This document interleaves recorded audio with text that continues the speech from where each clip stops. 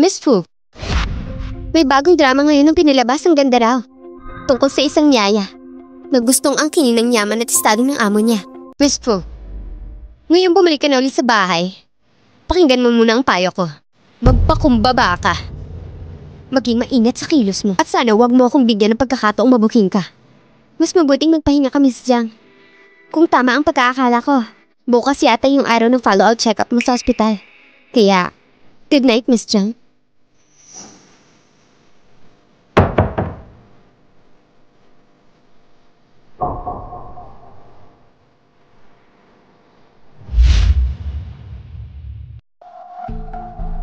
Miss Jiang, yung kamay po ninyo, katulad pa rin ng dati.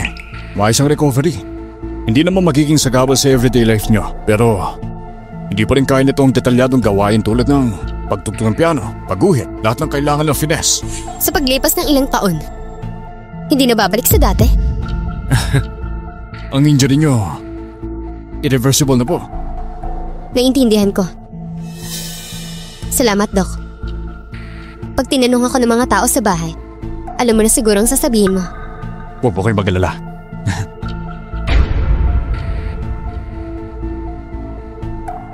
Chen Molly, wala talaga siyang talent sa pagpipinta. Para hindi mabuking, kunwari isugatan na kamay mo. Para makaiwas sa pagpinta. Sa mga taon na to, ang hirap siguro magpanggap, ano? Pero huwag ka mag-alala. Malapit ng katapusan mo.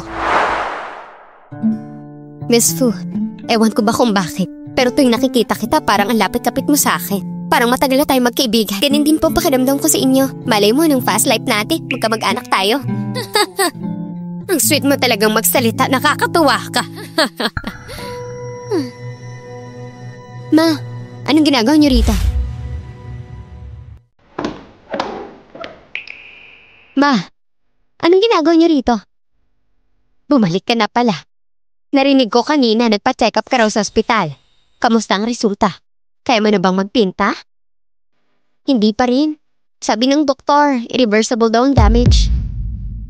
Ay, sayang naman talaga. Pero sige na, buntis ka pa naman. Umakit ka na muna at magpahinga. Malapit na rin ang birthday mo. Uwi talaga ako ng mas maaga para ma-celebrate natin ng maayos. Sige po, salamat ma.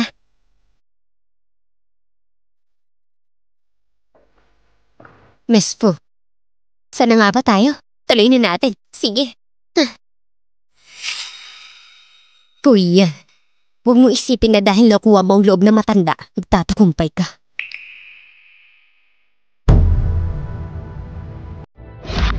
Ang payo ko lang, ang birthday ni Miss Jiang, syempre dapat yung grande ang handaan. Isa pa, buntis siya ngayon. Dala-dala magiging apo ninyo. Sakto na rin nito para i-announce sa magandang balita. At higit pa ron, may papakita niya rin sa lahat kung gaano kayo kabuting biyanan na parang sariling anak niya.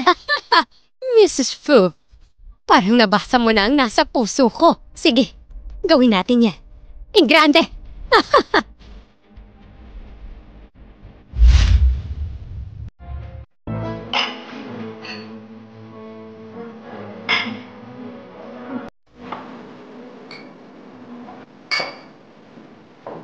Maligaya kawan, Miss Jiang. Ito po ang magtirigalo ko. Pasensya na kung simple lang. Salamat. Narinig ko buntis ka ulit daw. Kayong dalawa ang ganda ng lahi ninyo. Dapat lang talaga magparami kayo. Oo nga. Siyang Master Jia nga. Genius na bata yun. Ito nasa tiyan nyo, sigurado magiging magaling din. Salamat sa inyong lahat. Sa totoo lang, nagkataon lang talaga ang pagbubuntis ko. Wala kaming planong ganun. Pero nagdesisyon kaming ituloy. Ang dasal ko lang, maging malusog siya paglabas. At lumaki na maayos.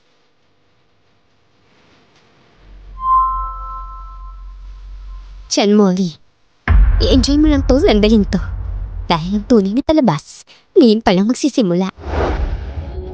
Salamat sa inyong lahat. Dahil kahit busy, nakapunta kayo sa birthday ng asawa ko. Hindi kasi siya pwedeng uminom dahil sa lagay ng katawan niya. Kaya ako na lang ang mag-aalay ng tagay sa inyo. Salamat ulit sa inyong lahat.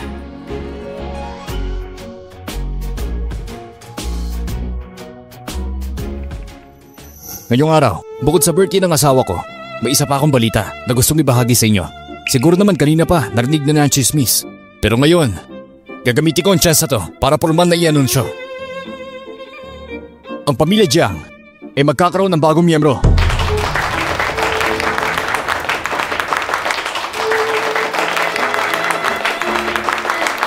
Pero hanggang ngayon, hindi mo pa rin kaya ang mga bagay gaya ng pagpipinta at ibang gawaing maliliit ang galaw.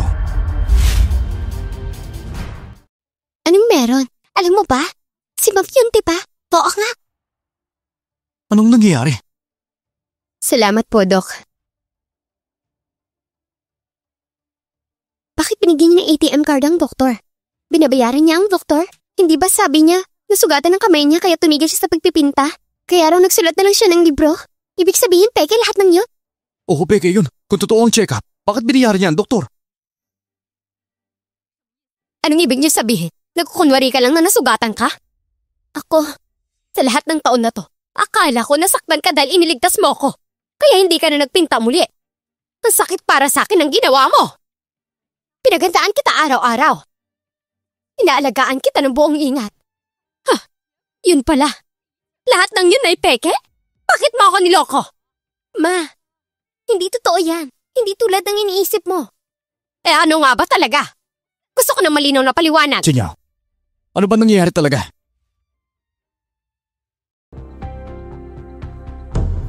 Chen Molly, paano mo ipapaliwanag yan? Excited na akong marinig. Hindi ko akalain sisinungaling siya ng ganito. Di ba oil painting master siya, anak ni Lin Fu, at nakapasok pa raw sa top art school sa buong mundo? Bakit kailangan niya pang magsinungaling? Siya ba talaga si Lin Chinyaw? Oo, si Lin Chinyaw! Fake yung video na yon. Edited lang yon. Nasugatan talaga ang kamay ko. Ako si Miss Jiang. Bakit ka naman gagawin yon? Itong video na to, siguradong gawa-gawa lang. May naiinggit lang sa akin. Miss Jiang, bakit ka nagkagalit? Kung totoo ka, hindi mo kailangang matakot sa investigasyon. Puya, ikaw to hindi ba? Ginawa mo to ng sadya. Chen Molly, di ba sabi ko sa'yo, matagal na kitang pinagmamasdan? May kasama akong pulis. Sino dito si Miss Lin Chinyaw? Sino dito sa Miss Lin Chinyaw? Bakit may pulis? May pulis dito? Mga sir, hinahanap niyo po ang asawa ko? Anong nangyari? Ang suspect ay deputy chief ng St. D Hospital. Inireklamo siya ng pagtanggap ng suhol at paggawa ng peking medical records. Isang malaking halaga ay mula kay Miss Lin Chinyaw. Kaya, may siyang tawagan ng pulis. Mga sir, sandali lang po. Baka yung misunderstanding lang. Huwag kayong mag-alala, Mr. Jiang. Gusto lang namin alamin ang sitwasyon. At kahit totoo man ang kaso, kung mapapatunayan ni Miss Lin ang medical certificate niya ay hindi ginamit sa anumang illegal na gawain.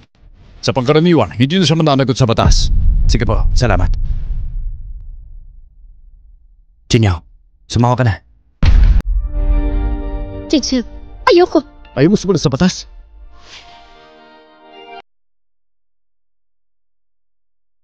Bakit ganun? May palabas pa.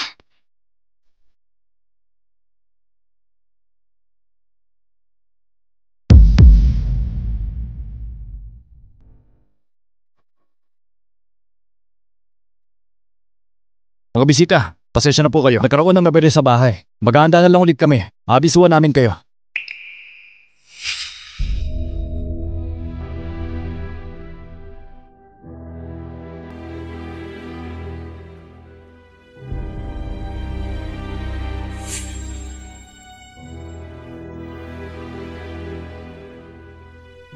Teacher Fu, ang tapang mo talaga. Wala kang takot na hindi ka makalabas sa bahay ng pamilya Jiang. Teacher Fu, hindi ka ba natatakot? Hindi ka na makalabas sa bahay namin. Anong balak mong gawin, Mr. Jiang? Pipigilan mo akong makalabas? Puya, nilagpasan mo na ang limit ko.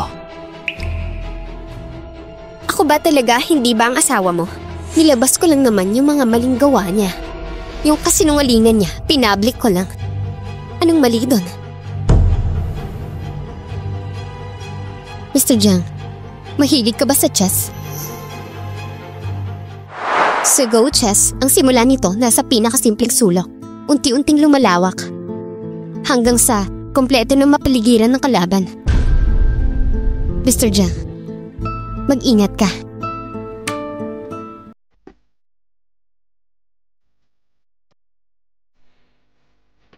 Cheng Chang, alam mo kanina tinuruan ako ng teacher ko. Ang tunay daw na diwa ng Weichi, nagsisimula sa hindi kapansin-pansing sulok, dahan-dahan niyang sasakupin ng bawat parte, hanggang sa masakop niya ng buo. Ang cool pala ng konseptong yun. Ikaw, hintayin mo lang ikaw ang kakalabanin ko. Mr. Jiang, maglaro na tayo.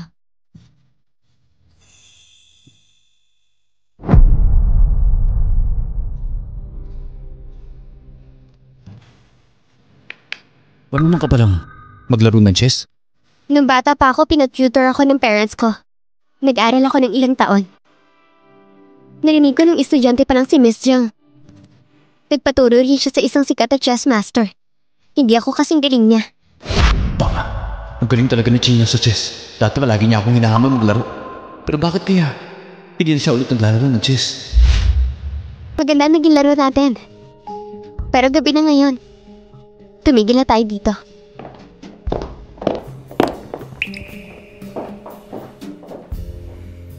Ang paglalaro niya. Bakit katulad ng kay Shinya?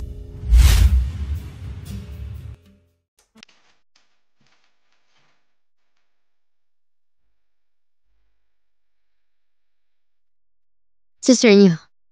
Nandun po sa room. Ngayon ang birthday ni Ma'am, di ba? Pero may malaking nangyari, pumunta siya sa police station. Nakakatakot niya yung nangyari kanina eh. Baka maghiwalay sila. Eh alam mo namang mayaman ng pamilya nila. Palagay mo magtitiis pa tayo dito. Ewan ko, nagpanggap lang din siya na injured pa siya. Kung ako ang biyanan, hindi ko matitis ang ganung manugang. Paano kung maghiwalay sila? Hindi ko alam kung magkakaroon pa tayo ng pagkakata. Naririnig ko kayo! Ba't niyo ako pinag-uusapan? Mamaya, gusto kong malaman kung sino nagtangkang akitin ng asawa ko. Umalis na kayo ngayon din! Chen Molly, ang gulong to.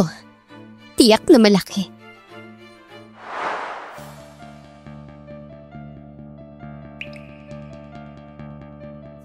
Ting Chan, gusto ko sanang... Halika. Maglaro tayong dalawa ng chess.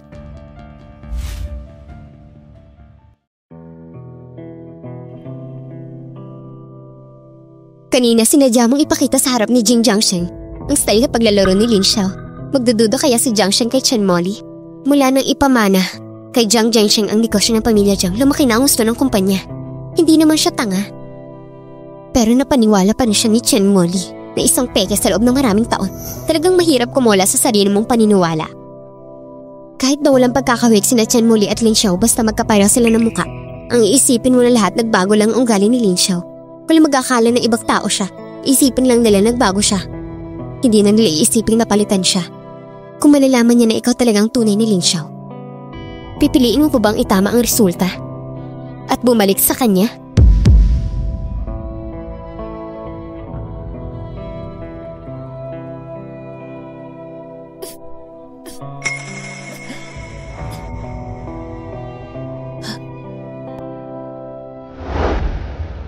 Gabi na ngayon. Simulan na natin maglaro. Saka na pag-usapan ng iba.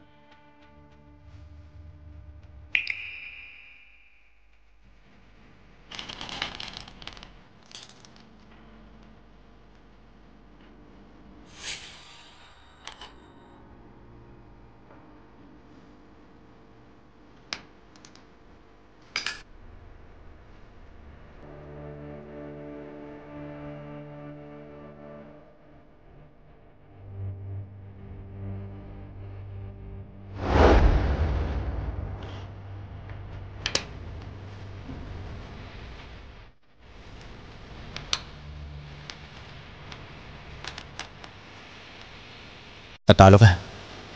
Isa pa. Tingsha, matagal na talaga akong hindi naglalaro. Medyo kinakalawang na ako at saka... Ikaw naman ang magputi ngayon.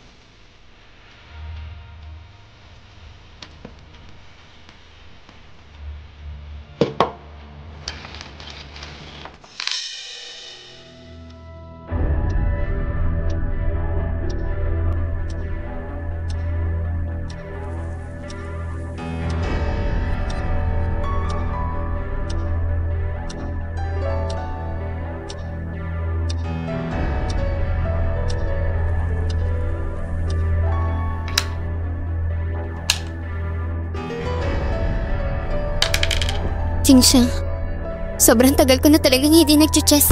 Kinakabahan talaga ako. Hindi na rin maaga. Pagpahinga ka na.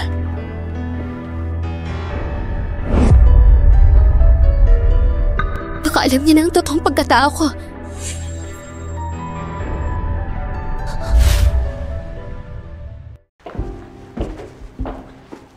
Magandang umaga, Mr. Yang. Mr. Yang, kagabi nadaanan ko ang chess room. Nakita ko kayong dalawa ni Miss Yang na naglalaro ng chess. Sino po ang nanalo? Teacher Fu, masyado ka naman nakikialam.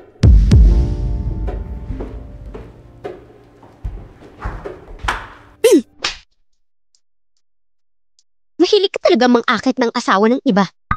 Noon, nabasa ko lang sa libro na ang asong nasukol tumatalon sa bakod. Di ko inakalang may totoong version pala nito. At ang ganda panoorin. Ikaw? Bakit? Hindi ka man lang talaga nagkukunwari? Hindi ka ba natatakot na paalisin ulit kita dito? Siyempre naman karapatan mo yan bilang amo. Pero, mas maganda siguro huwag mong gawin. Dahil ngayon, si Jing siyang mababa na ang tingin niya sa'yo. Baka nasa pinakamababa na.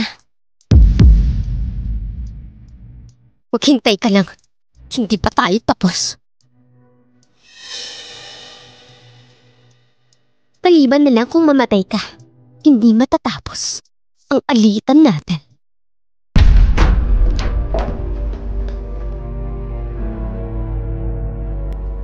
Yung pinapahanap ko sa'yo dati yung background ni Fui yan. Nakuha mo ba? Okay, kita tayo after 1 hour. Sa dati natin tagpuan.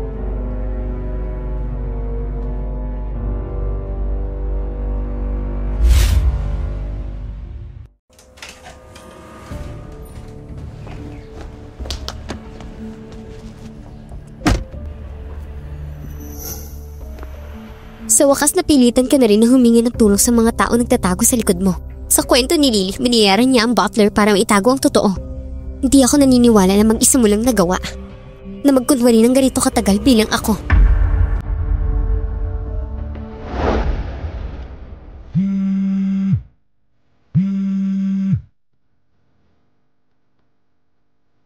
Good evening, Dr. Lee. Yeah. Someone's asking me about you. Do I have to tell them? Of course. Just tell him. Why? The fish is on the hook.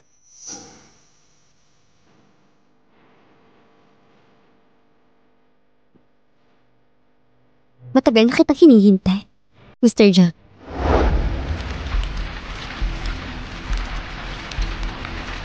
Ma, pa. Umuulan na. Malapit na rin matapos ang lahat.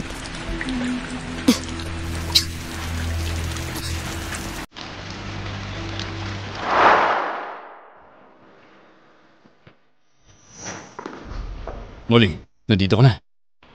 Sinabi ko wag mo ako tuwaging Molly. Ngayon, ako si Lin Xiao.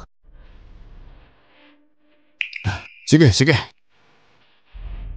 Sinya, ang tagal din natin di nagkita. Pwede bang?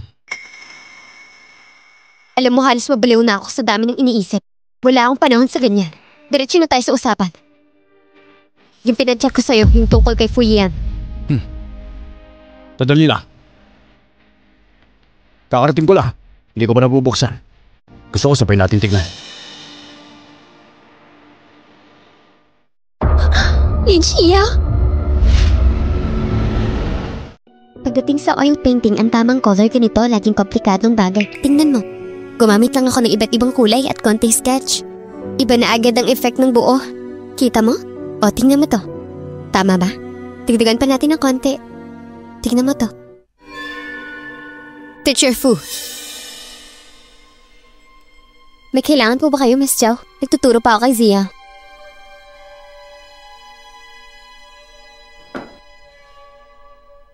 May kailangan nga. May oras ka pa ba ngayon, Teacher Fu?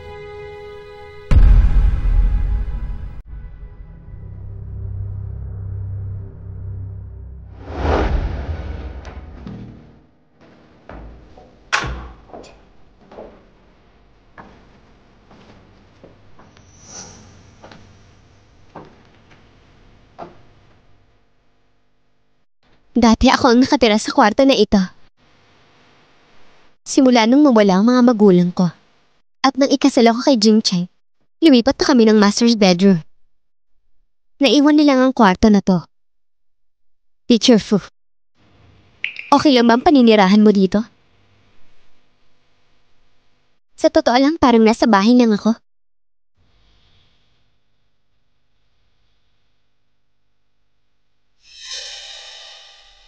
Actually, dito sa Jiang family, may inihanda ring house para sa amin. Isang malaking villa na may sea view. Sa location pa lang, sa laki, pati sa ayos ng bahay, mas maganda pa yon kaysa dito, sobrang layo. Pero pinili kong dito tumira. Alam mo ba kung bakit, Teacher Fu? Gusto ko sanang malaman. Kasi ang bahay nito, parang tropeyo ko to. Araw-araw pag nakikita ko ang paligid, isa lang, lagi kong naaalala. Naaalala ko lagi yung panalo ko dati, yung tagumpay na yun. Ang ibig mong sabihin, Miss Jiang, magpapanggap ka pa talaga sa harap ko, Lin Xinyo? Alam kong ikaw yan.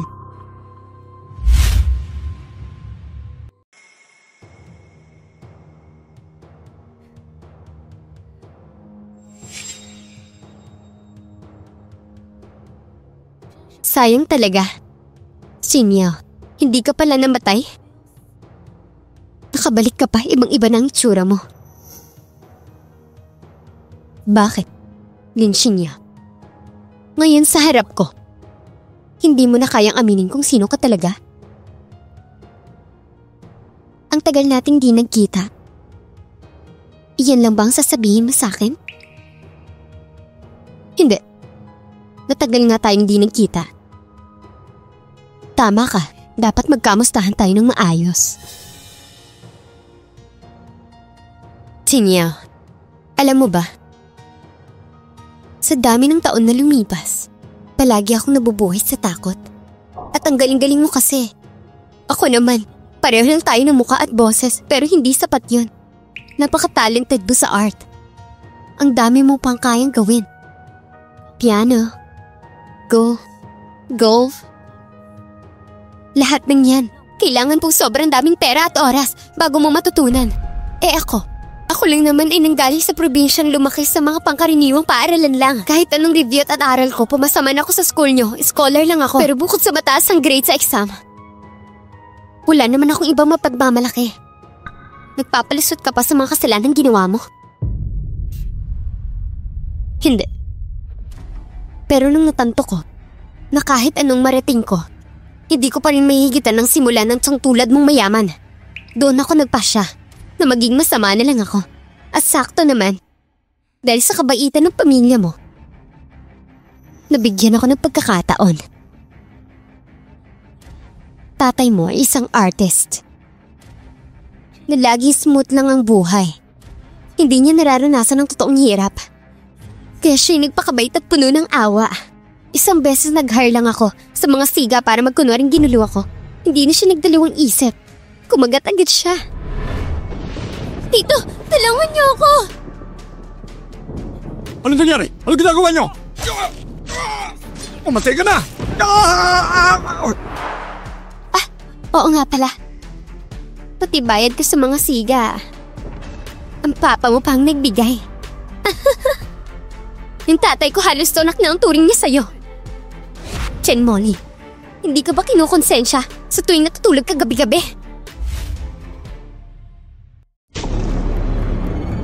Xinyo, para maabot ang gusto ko, minsan may kailangang isakripisyo, wala ka na magagawa dun.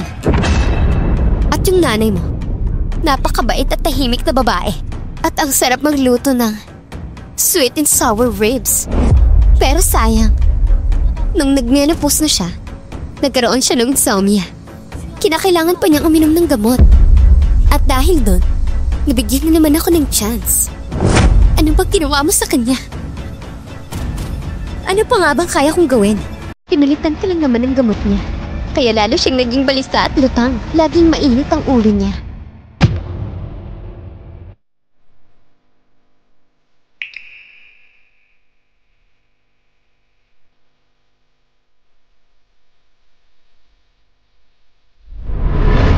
Tingnan mo. Hindi na niya kinaya. na makita niyang tinaga ang tatay mo. Tumalon siya mula sa taas.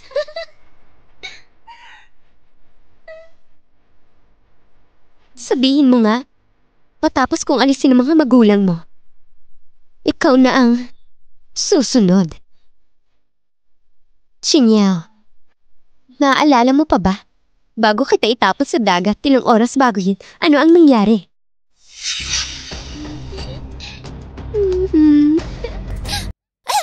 Sino kayo? Tulong! Tulong!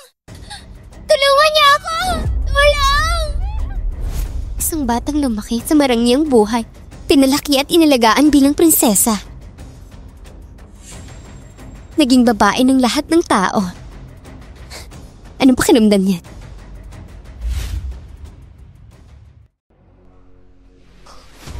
Bakit? Bakit?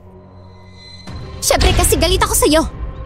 Habang mas mabait ka sa'kin, mas lalo akong naiinis sa'yo dahil tuwing andyan ka, pakiramdam ko parang daga ako sa kanal o kaya ipis sa basura. Gusto kong makita na ang inosente mong muka ay matuturing, magmakaawa parang isang aso na parang nagmamakawa sa amo. Gusto kitang dungisan ng tuluyan. Gusto kitang sirain, tapos papalitan kita. Ang tingin mo lang naman sa sarili mo, para ka talagang daga sa kanal. Mga taong katulad mo, hindi dapat pakitaan ng kabaitan. Kaya ano?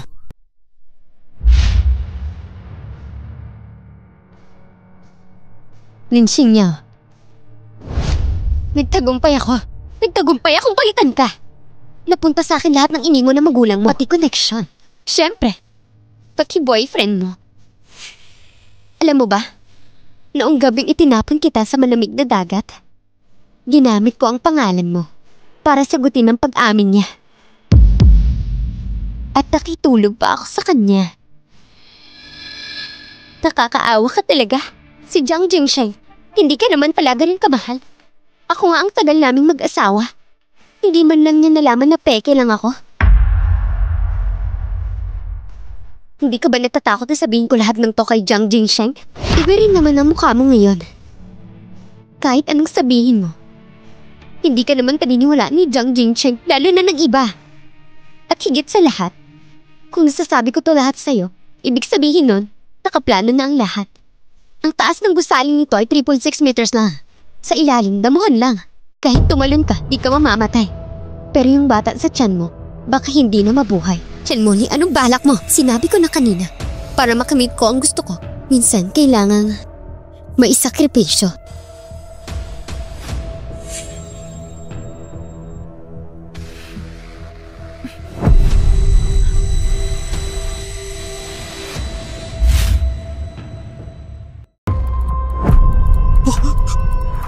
Jinyaw! Jinyaw! Jinyaw! Ayos ka lang ba? Tingchang, si Teacher Fu, siya ang nagtulak sa akin. Si Teacher Fu ang gustong saktan ng anak natin. Oo, siya ang may balak sa anak natin. Huwag ka man takot. Dadalhin kita sa ospital. Halika! Chinya, hindi mo talaga alam ng mga lalaki. Ang mga lalaki nasa 20s malaga sa kanilang pag-ibig. Pero mga 30s mas importante ang pamilya at anak. Gamit ng batang ito, hindi na kayo magkakaayos ni Jiang Shen. Sulit na sulit. Chengmon, hindi ko inakala na pati sarili mo kaya mong saktan ng ganito.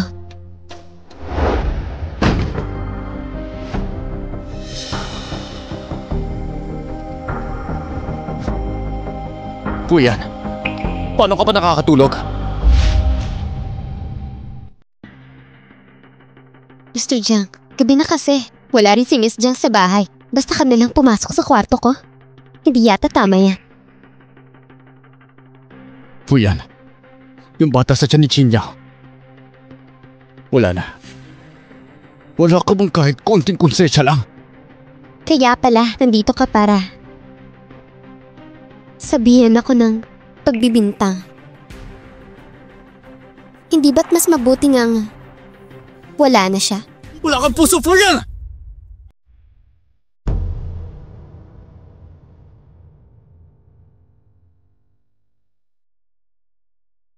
Bibiro lang, Mr. Jia.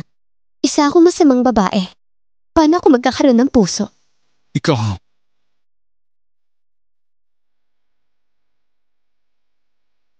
Diyan siya. Hindi ako naniniwala na wala kang nararamdaman para sa akin. Hindi rin ako naniniwala na hindi mo napapansin na may kakaiba sa asawa mo. Gusto mo bang malaman kung bakit ko ito ginagawa at kung sino talaga ako?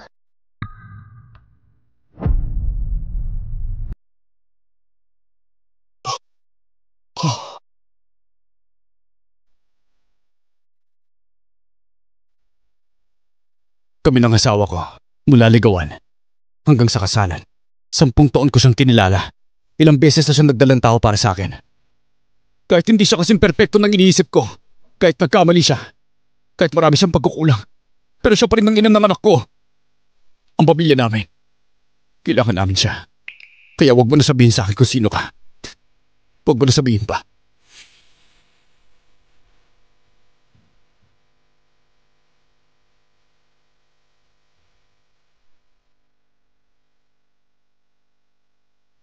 Sa ganitong paraan, pwede na sana tayo. Cheng, akala mo makakatakas ka pa.